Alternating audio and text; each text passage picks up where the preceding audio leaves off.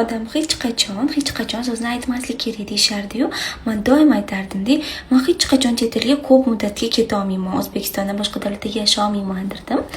Va bugun rentgen javoblarini olganimdan keyin doktorlar shunaqa tashxis qo'yishdiki, men baribir qachondir operatsiya qildirishim kerak ekan burnimni. O'zi yaqinda gaymaritim tuzatgandim. Operatsiya qilishim kerak ekan yokida klimati yaxshi bo'lgan, dengizi bor davlatga borib 1 yil yashab kelsam, keyin butunlay xudo xolisa yaxshi bo'lib ketar ekan.